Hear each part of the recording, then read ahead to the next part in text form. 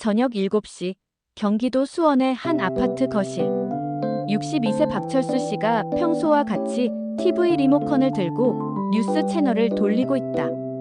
30년간 시멘트 공장에서 일하다 올해 정년 퇴직한 그는 이제 3년 후 받게 될 국민연금만을 기다리며 여유로운 은퇴 생활을 보내고 있었다. 그런데 갑자기 화면에 나타난 속보 자막이 그의 평온한 일상을 완전히 뒤바꿔 놓았다. 안녕하세요. 저는 박철수입니다. 올해 62세이고 30년간 시멘트 공장에서 일하다가 정년 퇴직을 했습니다. 평생 성실하게 일하며 국민연금을 한 달도 빠짐없이 냈어요. 그런데 그날 저녁 제 인생을 완전히 바꿔놓을 뉴스를 보게 됐습니다. KBS 뉴스 앵커의 차분하지만 무거운 목소리가 거실에 울려 퍼졌다. 국민연금, 기금, 예상보다 빠른 고갈 우려. 전문가들은 현재 추세로는 10년 내 기금 소진 가능성을 경고하고 있습니다. 박철수 씨의 손에 들려있던 국민연금 가입 내역서가 미세하게 떨리기 시작했다. 방금 전까지 든든한 노후 보장서처럼 느껴졌던 그 종이가 갑자기 무의미한 휴지 조각같이 여겨졌다. 그 순간 머릿속이 하얘졌어요. 30년간 매달 빠짐없이 낸 돈이 얼마인지 계산해봤거든요. 처음에는 몇만 원씩 내다가 마지막에는 월 50만 원 넘게 냈어요. 총 3억 원이 넘는 돈을 냈는데 정작 제가 받을 때는 없다는 얘기잖아요. 이게 말이 되나 싶었어요. 뉴스는 더욱 충격적인 내용을 이어갔다.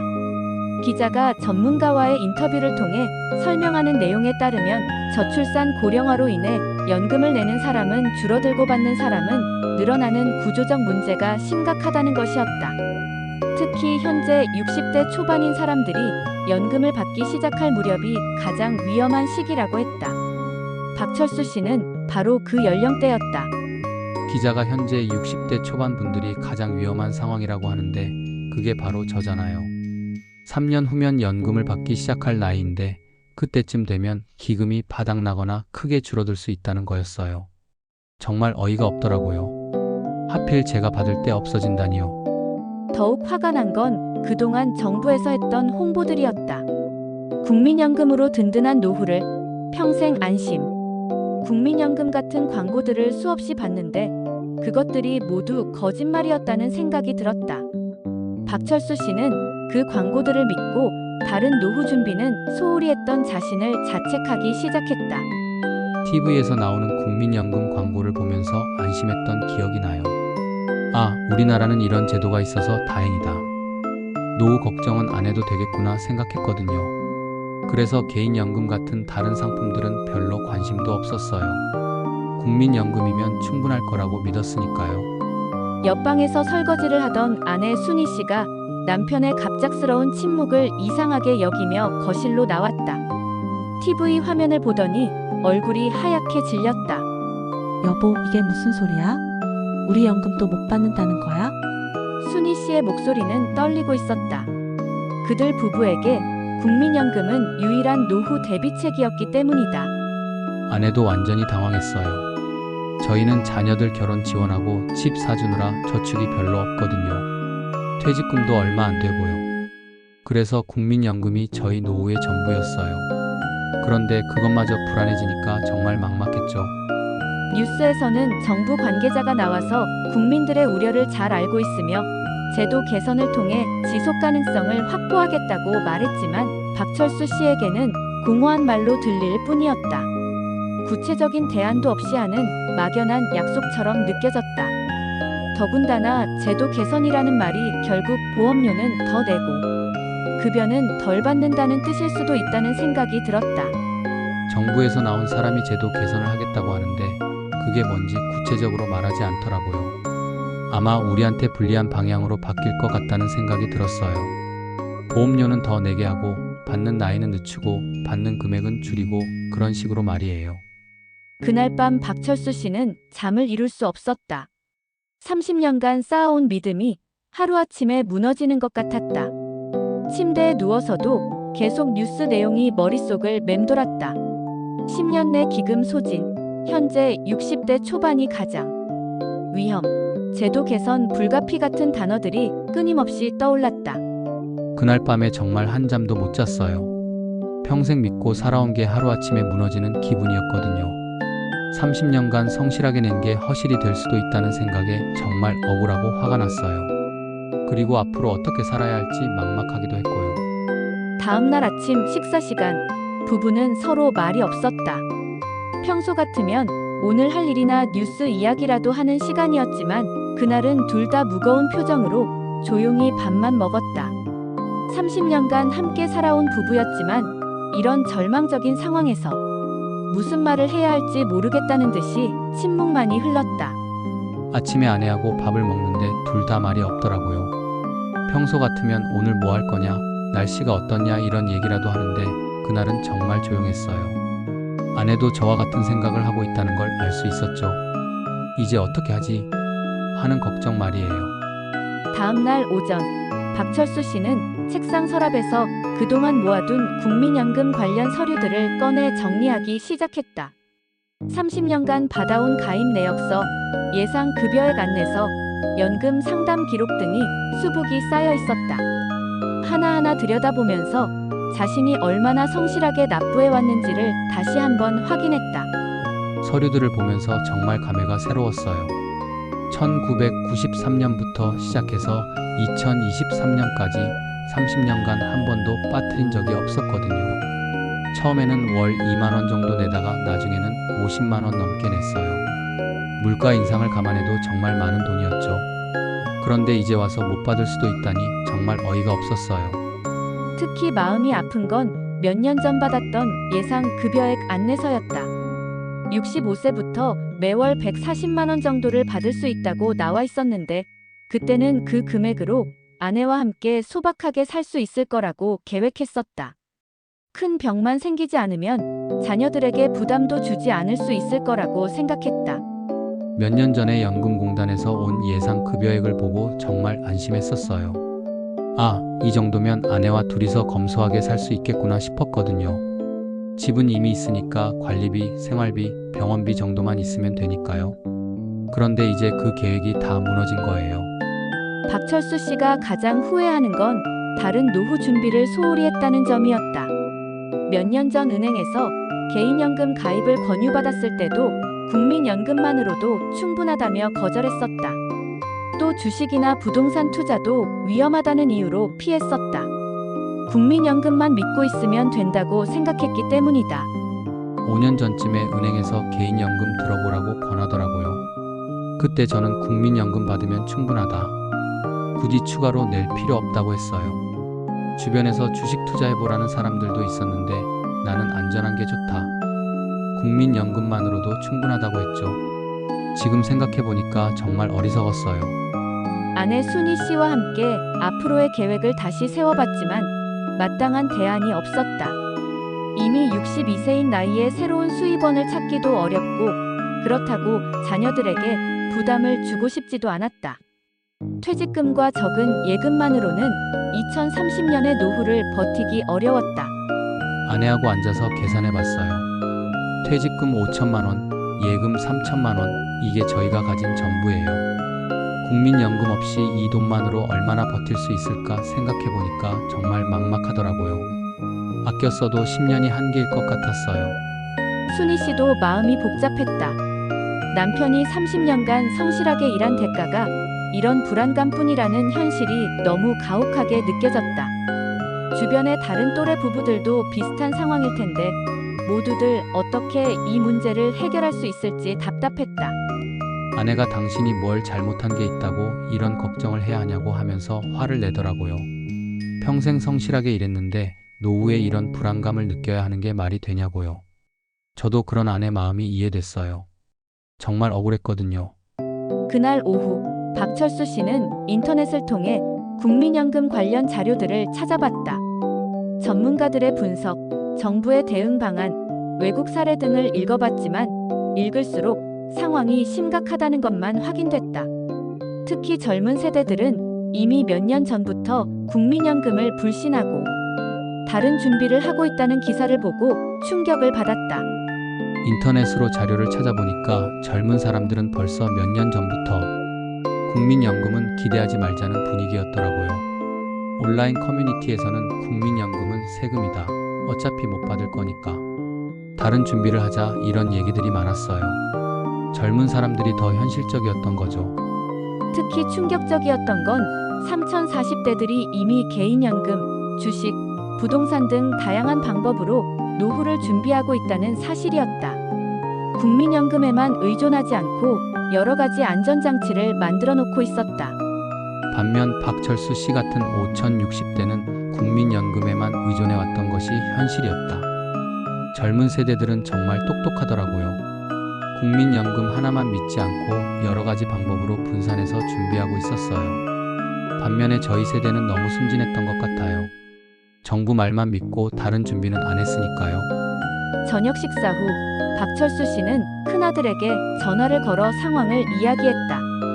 40세인 아들은 의외로 덤덤한 반응을 보였다. 아버지, 저희 세대는 이미 그런 걸 예상하고 있었어요. 국민연금 말고 다른 준비도 하고 있고요. 아들의 말에 박철수 씨는 더욱 당황했다. 아들한테 전화해서 걱정된다고 했더니 아들이 저희는 이미 알고 있었어요 라고 하더라고요. 회사에서도 몇 년 전부터 개인연금 가입을 권하고 있고 저도 주식이나 부동산 투자를 하고 있어요 라고 하면서요. 아들이 저보다 훨씬 현실적으로 대비하고 있었던 거예요. 아들은 또한 아버지 세대분들이 가장 피해가 클 것 같다는 말도 했다. 이미 은퇴했거나 은퇴를 앞둔 상황에서 다른 준비를 하기 어렵기 때문이라는 것이었다. 젊은 세대는 시간이 있어서 대안을 찾을 수 있지만 시니어 세대는 그럴 여유가 없다는 현실적인 지적이었다. 아들 말이 맞더라고요. 젊은 사람들은 시간이 있으니까 천천히 다른 방법을 찾을 수 있지만 저같이 이미 은퇴한 사람은 시간이 없어요. 새로 뭔가를 시작하기에는 나이도 많고 자본도 부족하고 정말 막막한 상황이었죠. 다음 날 오전, 박철수 씨는 평소보다 일찍 동네 공원으로 나갔다. 매주 화요일과 목요일에 만나는 동년배 친구들과 이 문제에 대해 이야기를 나누고 싶었다. 공원 한쪽 벤치에는 이미 4명의 친구들이 모여 앉아 진지한 표정으로 대화를 나누고 있었다. 모두 60대 초중반으로 최근 은퇴했거나 은퇴를 앞둔 상황이었다. 공원에 가니까 친구들이 벌써 와서 얘기하고 있더라고요. 다들 어두운 표정이었어요. 아, 이 사람들도 어제 뉴스를 봤구나 싶었죠. 제가 다가가니까 김 형님이 철수야, 너도 그 뉴스 봤지? 하고 묻더라고요. 친구들 모두 비슷한 충격을 받은 상태였다. 30년 넘게 공무원으로 일한 김윤호 씨는 이럴 줄 알았으면 개인연금이라도 들 걸 그랬다며 후회를 토로했다. 건설회사에서 일하다 은퇴한 이정수 씨는 자식들 지원하느라 저축도 제대로 못했는데 연금마저 이렇게 되면 정말 끝장이라며 한숨을 쉬었다. 김 형님이 30년 넘게 공무원 하면서 연금만 믿고 살았는데 이제 와서 이런 소리를 들으니까 정말 허탈하다고 하더라고요. 이 형님은 자식들 결혼 지원하고 집 사주느라 개인 저축은 거의 없다. 연금마저 위험하면 어떻게 살아야 하냐고 하면서 정말 절망적이었어요. 가장 나이가 많은 67세 최성문 씨는 이미 3년 전부터 국민연금을 받고 있었는데 그조차 불안했다. 나는 지금 받고 있긴 하지만 언제 줄어들거나 중단될지 모르겠다며 걱정을 표했다. 현재 수급자조차 안심할 수 없는 상황이라는 것을 보여주는 대목이었다. 최 형님은 이미 연금을 받고 있는데도 불안해하시더라고요. 지금은 받고 있지만 언제 정부에서 깎는다고 할지 모르겠다. 기금이 부족하면 현재 받는 사람들부터 줄일 수도 있다. 이런 걱정을 하시는 거예요. 정말 심각한 상황이구나 싶었어요. 대화가 계속되면서 친구들의 공통점이 드러났다. 모두들 국민연금을 절대적으로 신뢰하고 있었고 다른 노후 준비는 상대적으로 소홀했다는 것이었다. 자녀들의 결혼, 주택 구입 등을 지원하느라 개인 저축이나 투자는 뒷전이었다. 그래서 국민연금이 흔들리니까 모두가 막막해하는 상황이었다. 저희끼리 솔직하게 얘기해보니까 모두 비슷한 처지더라고요. 자식들 뒷바라지하느라 개인 저축은 많지 않고 연금만 믿고 살아왔다는 거예요. 그래서 연금 문제가 생기니까 모두들 같은 불안감을 느끼는 거였죠. 특히 친구들이 공통적으로 분노한 부분은 정보의 부족이었다. 정부나 연금공단에서는 계속 안정적인 노후 보장을 강조했는데 정작 위험 신호에 대해서는 제대로 알려주지 않았다는 것이었다. 젊은 세대들은 이미 몇 년 전부터 알고 있던 내용을, 정작 당사자인 시니어들은 최근에야 알게 됐다는 점에서 배신감을 느꼈다. 제일 화가 나는 게 이거였어요. 젊은 사람들은 벌써 몇 년 전부터 알고 있었는데 정작 우리는 이제서야 알았다는 거잖아요. 정부에서 계속 안전하다, 든든하다 이런 말만 했지 위험하다는 신호는 미리 안 알려준 거예요. 대화 중에 가장 현실적인 문제로 떠오른 건 의료비였다. 나이가 들수록 병원에 갈 일이 많아지는데 국민연금이 불안정해지면 의료비 부담을 감당하기 어려워진다는 것이었다. 특히 중병에 걸릴 경우 어떻게 해야 할지 모르겠다는 걱정이 컸다. 친구들하고 얘기하다 보니까 제일 걱정되는 게 병원비더라고요. 지금도 고혈압, 당뇨 약값만 한 달에 10몇만 원 나가는데 만약 암 같은 큰 병에 걸리면 어떻게 하냐는 거예요. 연금마저 불안정하면 정말 감당할 수 없을 것 같았어요. 오후가 되자 친구들의 대화는 점점 더 어둡고 절망적인 방향으로 흘러갔다. 처음에는 분노와 당황이 주를 이뤘다면 이제는 체념과 무력감이 느껴졌다. 이 나이에 새로운 수입원을 찾기도 어렵고 그렇다고 자녀들에게 부담을 주고 싶지도 않은 상황에서 뾰족한 해결책이 보이지 않았다. 시간이 지날수록 분위기가 더 어두워졌어요. 그래서 우리가 어떻게 하겠냐는 무력감이 들기 시작한 거죠. 화를 내봤자 상황이 바뀌는 것도 아니고 새로 뭔가를 시작하기에는 나이도 많고 자본도 없고 정말 막막했어요. 그 중에서도 가장 절망적인 이야기는 이정수 씨가 털어놓은 것이었다. 큰아들이 실업 상태이고 작은아들은 신혼이라 여유가 없어서 자녀들에게 도움을 요청하기도 어려운 상황이라는 것이었다. 내가 자식들 키우느라 연금 외에는 준비를 못했는데 정작 도움이 필요할 때는 자식들도 여유가 없다며 씁쓸해했다. 이 형님 얘기를 들으니까 정말 마음이 아프더라고요. 자식들 뒷바라지하느라 자신의 노후 준비는 못했는데 정작 자식들도 경제적으로 어려워서 부모를 도와줄 여력이 없다는 거잖아요. 이게 바로 우리 세대의 현실인 것 같았어요. 집으로 돌아가는 길에 박철수 씨는 하루 종일 친구들과 나눈 대화를 정리해봤다. 모두들 비슷한 상황이라는 것을 확인했지만 그렇다고 해서 해결책이 나온 것은 아니었다. 오히려 문제의 심각성만 더욱 부각됐다. 전국의 수백만 명의 시니어들이 같은 불안감을 느끼고 있을 거라는 생각에 더욱 답답했다. 집으로 돌아오면서 생각해보니까 우리만 이런 게 아니라 전국의 모든 시니어들이 비슷한 상황일 거라는 생각이 들더라고요. 수백만 명이 동시에 같은 불안감을 느끼고 있을 텐데 이게 얼마나 큰 사회 문제인가 싶었어요. 정부에서 뭔가 해결책을 내놔야 할 텐데 하는 생각이 들었죠. 집에 도착해서 아내에게 친구들과의 대화 내용을 전했다. 아내도 역시 모두들 같은 걱정을 하고 있구나며 한숨을 쉬었다.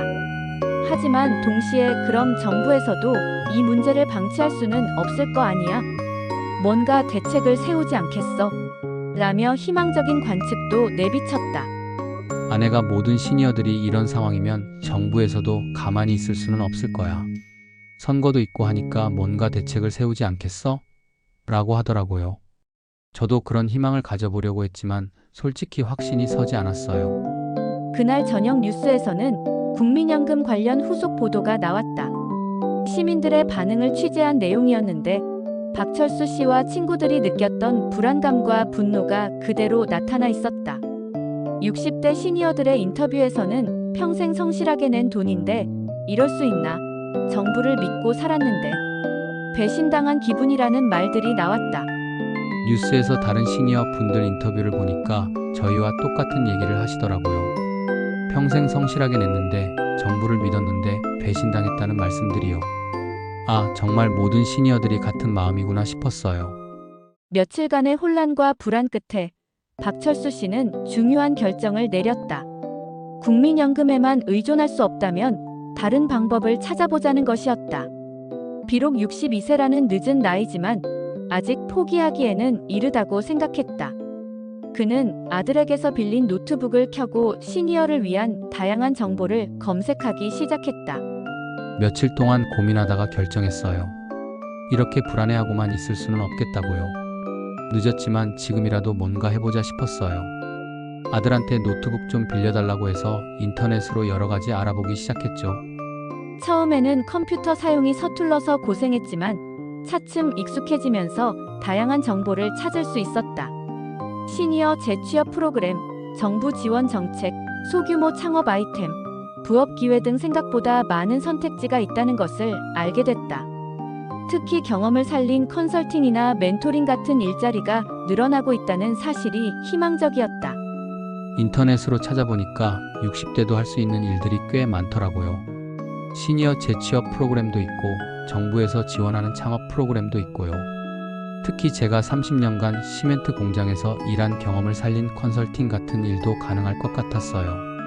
박철수 씨가 가장 관심을 가진 건 시니어 인턴십 프로그램이었다. 정부와 지방자치단체에서 운영하는 이 프로그램은 60세 이상 시니어들에게 다양한 일자리 기회를 제공하고 있었다. 비록 정규직만큼의 수입은 아니지만 국민연금과 함께하면 어느 정도 안정적인 생활이 가능할 것 같았다. 시니어 인턴십 프로그램을 보니까 정말 희망이 보이더라고요. 월 100만 원 정도 받을 수 있는 일자리들이 있었어요. 국민연금 140만 원과 합치면 월 240만 원 정도 되니까 아내와 둘이서 살기에는 충분할 것 같았거든요. 또한 온라인을 통해 같은 고민을 하는 시니어들의 커뮤니티도 발견했다. 시니어 재도전, 60대 새 출발 같은 카페에서는 비슷한 나이대의 사람들이 서로 정보를 공유하고 격려하고 있었다. 국민연금 문제로 고민하는 사람들도 많았지만 동시에 새로운 기회를 찾아 도전하는 사례들도 많았다. 온라인 커뮤니티를 보니까 저와 같은 고민을 하는 분들이 정말 많더라고요. 하지만 그분들 중에는 새로운 일을 시작해서 성공한 사례들도 많았어요. 60대에 카페를 창업한 분, 온라인 쇼핑몰을 시작한 분, 프리랜서로 활동하는 분들 말이에요. 특히 인상 깊었던 건 65세의 작은 베이커리를 창업한 한 시니어의 이야기였다. 그분도 국민연금만으로는 부족하다고 판단해서 새로운 도전을 시작했는데 지금은 안정적인 수입을 얻고 있다고 했다. 나이는 숫자일 뿐이다. 의지만 있으면 언제든 새로운 시작이 가능하다는 그분의 말이 박철수 씨에게 큰 용기를 줬다. 65세에 빵집을 차린 분 얘기를 보고 정말 감동받았어요. 처음에는 아무것도 모르는 상태에서 시작했는데 지금은 매월 200만 원 넘게 벌고 있다고 하더라고요. 나이는 중요하지 않다. 도전하는 마음이 중요하다는 말씀이 정말 와닿았어요. 박철수 씨는 아내와 함께 구체적인 계획을 세우기 시작했다. 우선 시니어 재취업 프로그램에 신청해보고 동시에 소규모 창업도 알아보기로 했다. 30년간 시멘트 공장에서 일하면서 쌓은 경험과 인맥을 활용할 수 있는 분야를 찾아보기로 했다. 아내하고 상의해서 계획을 세웠어요. 일단 정부에서 하는 시니어 재취업 프로그램에 지원해보고 동시에 작은 사업도 알아보자고요. 30년간 시멘트 업계에서 일했으니까 그 경험을 살릴 수 있는 게 뭔지 찾아보기로 했어요. 아내 순희 씨도 적극적으로 동참했다. 그동안 가정주부로만 지내왔지만 이 기회에 자신도 뭔가 해보고 싶다고 했다. 요리를 잘하니까 반찬 가게나 도시락 배달 같은 일을 생각해 볼 수 있을 것 같다고 했다. 부부가 함께 새로운 도전을 시작한다면 더욱 의미 있을 것 같았다. 아내도 나도 뭔가 해보고 싶다고 하더라고요. 요리는 자신 있으니까 반찬 가게나 도시락 사업도 생각해 볼 수 있을 것 같다고 하면서요. 부부가 함께 새로운 일을 시작한다면 더 좋을 것 같았어요. 며칠 후 박철수 씨는 처음으로 시니어 재취업 상담센터를 방문했다. 상담사는 친절하게 여러 프로그램을 소개해줬고 박철수 씨의 경력과 희망사항을 듣고 맞춤형 일자리를 추천해줬다. 생각보다 다양한 기회가 있다는 것을 알고 용기를 얻었다. 재취업 상담센터에 가보니까 60대를 위한 프로그램이 정말 많더라고요. 단순히 일자리만 소개해주는 게 아니라 교육도 해주고 창업 지원도 해주고요. 상담사분이 요즘 시니어들의 사회 참여가 늘고 있다. 경험과 노하우를 가진 시니어들을 원하는 기업들이 많다고 하시더라고요. 그리고 한 달 후 박철수 씨는 작은 건설 컨설팅 회사에서 파트타임 컨설턴트로 일하기 시작했다. 주 3일 하루 4시간씩 근무하면서 월 80만 원 정도의 수입을 얻게 됐다. 비록 많은 금액은 아니지만 30년간의 경험을 인정받으며 일할 수 있다는 것이 무엇보다 보람있었다. 지금 작은 건설 회사에서 컨설턴트로 일하고 있어요. 젊은 직원들에게 현장 경험을 전수해주는 일이죠. 급여는 많지 않지만 제 경험이 인정받는다는 게 정말 좋아요. 그리고 무엇보다 국민연금에만 의존하지 않아도 된다는 안심감이 큰 것 같아요. 어느 날 저녁 박철수 씨와 순희 씨는 동네 공원을 산책하며 해돋이를 바라보고 있었다. 몇 달 전 국민연금 뉴스를 보고 절망했던 때와는 완전히 달라진 마음가짐이었다. 물론 여전히 불안감이 완전히 사라진 것은 아니지만 스스로 뭔가 할 수 있다는 자신감을 찾았다. 요즘 아내하고 산책을 자주 해요. 몇 달 전에는 정말 막막했는데 지금은 마음이 한결 가벼워졌어요. 국민연금 문제가 해결된 건 아니지만 우리 나름대로 대안을 찾았으니까요. 그리고 무엇보다 포기하지 않고 새로운 도전을 할 수 있다는 걸 깨달았어요. 박철수 씨는 이제 주변 친구들에게도 새로운 가능성에 대해 이야기하고 있다. 처음에는 회의적이던 친구들도 점차 관심을 보이기 시작했다. 함께 시니어 창업 교육을 받아보자고 제안하기도 하고 서로의 경험을 살린 협업 방안도 모색하고 있다. 친구들한테도 우리가 할 수 있는 일이 생각보다 많다고 얘기해주고 있어요. 처음에는 이 나이에 무슨 새로운 일을 하냐고 하던 친구들도 이제는 관심을 보이기 시작했어요. 함께 뭔가 해보자는 분위기로 바뀌고 있죠. 국민연금 문제는 여전히 해결되지 않았습니다. 어쩌면 앞으로도 계속 불안할 수 있을 거예요. 하지만 저는 깨달았습니다. 우리 인생이 아직 끝나지 않았다는 것을, 새로운 길은 언제든 찾을 수 있다는 것을 말이에요. 여러분도 절망하지 마세요. 나이는 숫자일 뿐입니다. 의지와 용기만 있다면 언제든 새로운 시작이 가능해요. 국민연금이 사라질 수도 있습니다. 하지만 우리의 경험과 지혜, 그리고 도전 정신만큼은 아무도 빼앗아갈 수 없어요.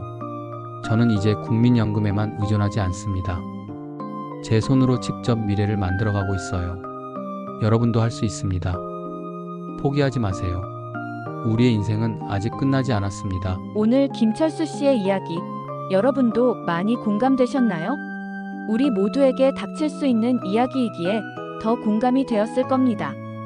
앞으로도 이런 현실적인 이야기와 함께 새로운 길을 찾을 수 있는 방법을 나누겠습니다. 놓치지 않으시려면 구독과 알림 설정 꼭 해주세요. 감사합니다.